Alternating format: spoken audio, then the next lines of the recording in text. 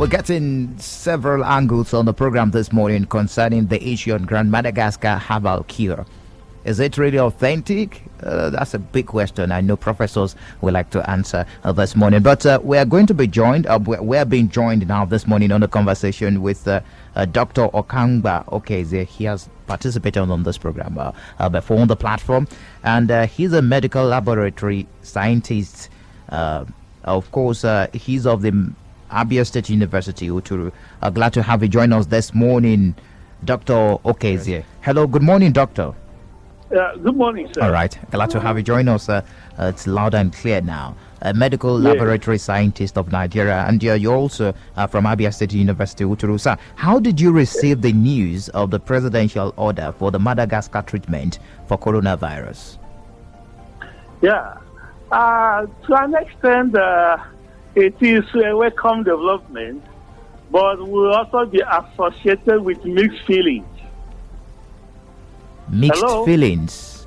Yeah, mixed feelings. Mixed feelings in the sense that it has not been explicitly clear whether the drug was subjected into some pharmacological procedures as to guarantee the safety of the populace or the people or the patients that might be taking it. I'm of the view that, which is logical, that every preparation or derivative ought to be subjected to some pharmacological procedures where a lot of indices will be assessed, at least to verify or to guarantee that the drug will not be toxic to the people who are taking it or the patients.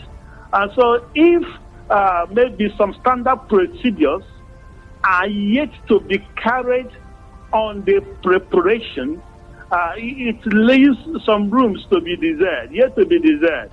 But if the drug has been subjected to some of these trials, which I think some information like that is not available for us.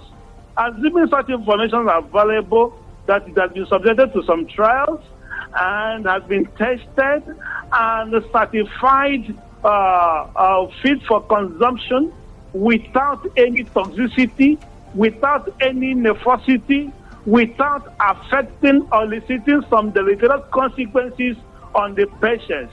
On that note, it becomes a very good drug and a welcome development. Well, doctor, as it stands now, it has not been subjected to any clinical trial. That's according to the president of Madagascar, Andre Rajoelina. But he defended the promotion of the homegrown remedy and herbal medicine, COVID organics. He said that it works really well. And he's claiming that if it's a European country that had discovered this remedy, people will not be so skeptical about this. No, that actually doesn't apply. This is a different ball game. You don't actually damage an organ in order to save another organ. You don't harm an individual in order to save another individual. So what I'm saying in effect is, if the drug has been subjected to some trials and it has been proved satisfactory, it is a welcome development. And the Africans, not necessarily Madagascans, Africans will now have the privilege to raise their heads so high. And we cannot stand bold to tell the world that we have succeeded. Hello, sir. Yes, I can hear you. Situation, yeah, because we don't know the effect of this the molecule on maybe the kidney. We don't know the excretive functions, whether the excretive functions of the kidney will be impaired.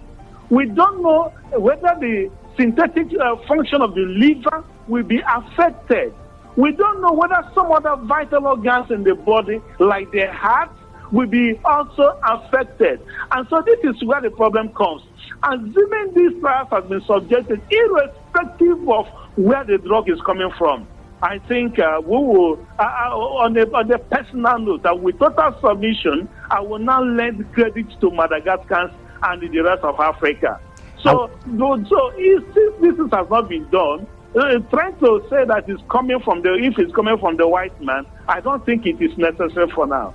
Are we going to wait till it goes through clinical trials while people keep dying worldwide? That's a very big question that needs an answer to. Yeah, the issue is how long will it take to have some clinical trials? That issue. I don't think it will take us a lot of time to do that. For instance, we have pharmacologists in Madagascar University. The vice chancellor, Professor Uche Ikonne, is a good academician. He loves academic work like this. If you ask him, he will mobilize all the pharmacological scholars and those involved. It will not take them a hell of time. The animals that could be used for the sort of experiments to assess the toxicology aspect of it, they're all there. So it will not take us a lot of time. In fact, assuming we are meticulous enough and we are fast enough, it will, for all this while, we ought to have come up with something wonderful. So what I'm trying to say is that it will not take us a great deal. But that notwithstanding, in order to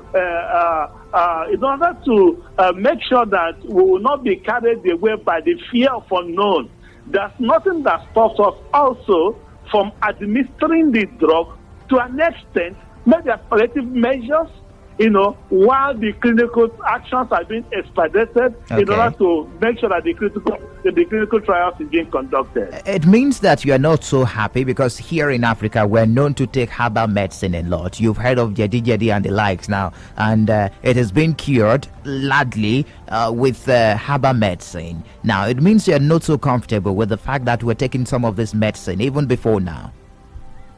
No. This is not right. Whatever procedure, being it herbal, being it orthodox medicine, or whatever, in as much as it has not been certified and the efficacy of the drug yet to be assessed, and there's no information on the general well-being of the masses or the patients that are taking it, it becomes a problem. So what I'm saying in essence is, assuming it is a herbal medicine, but before the not been issue, look at it from this angle that whatever orthodox medicine today is an extract or a derivative of some plants, either of the roots, either of the stem or of the leaves, and now they have been transformed. And so there's nothing wrong if a herbal medicine is quite available to take care of all these derailments.